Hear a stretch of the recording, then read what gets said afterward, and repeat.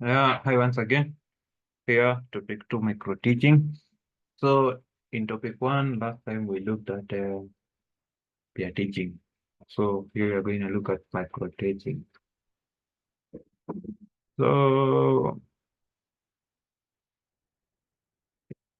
micro teaching is more of teaching, of teacher training technique that allows a teacher to develop and practice a specific skill before applying it in classroom. It can help to follow, e.g., planning, teaching, feedback, replanning, and reteaching. All these are elaborated below. So, welcome. My name is Alan Udiwar, Bachelor of Education Arts student, combination geography CRE. Hope you enjoy this lesson.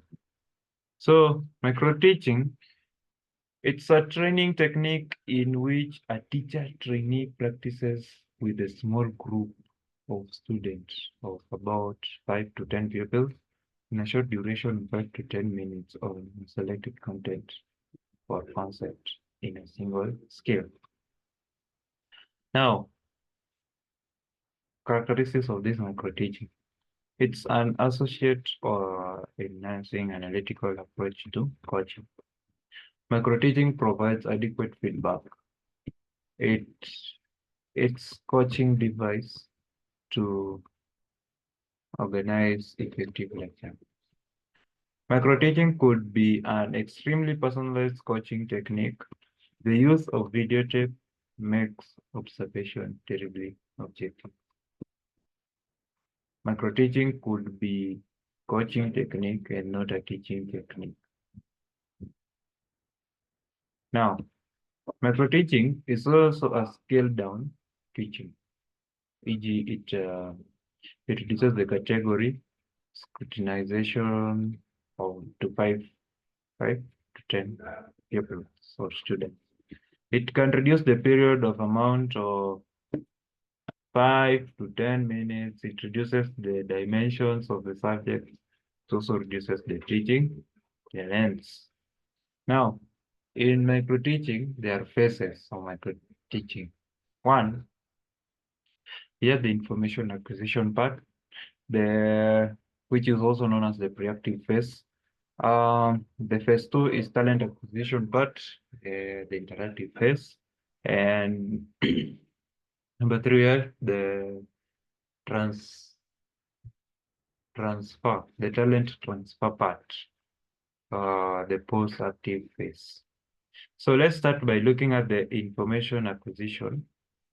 Now, in this part, code teacher tries to mass information regarding the talent, uh,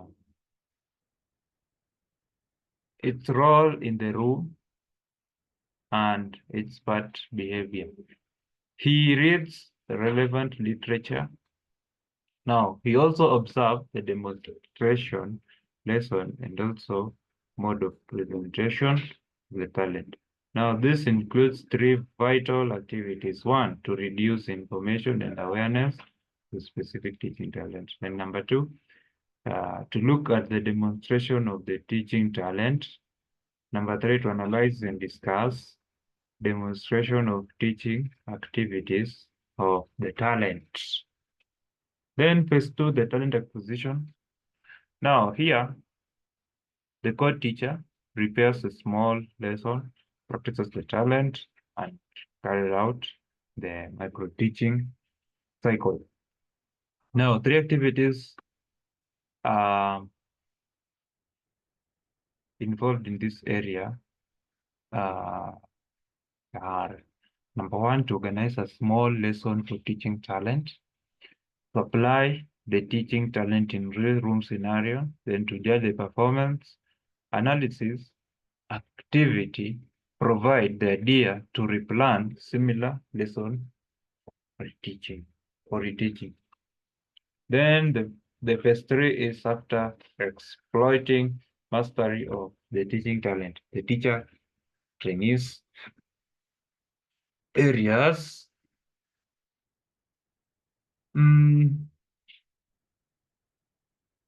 Unit was given the opportunity to use the talent within the traditional room scenario rather than the synthetic room scenario.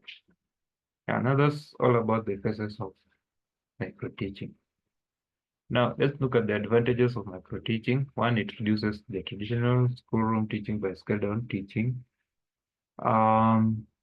Number two, its objective square measure will be, its objectives square measure is well outlined. Micro-teaching is helpful for developing teaching potency in reactive and in service teacher education program. Micro-teaching is a good feedback device for the modification of the teacher behavior. Disadvantages, micro-teaching is an incredibly time-intense technique. Micro-teaching is ability-oriented instead of content-oriented. The scope of micro-teaching is slim, non-convenience of micro-teaching laboratory, and finally, a sizable amount of training cannot be given a chance for reteaching and reply. So that's all about micro-teaching for today. And you go look for more about micro-teaching. There's a link I've put on the portal for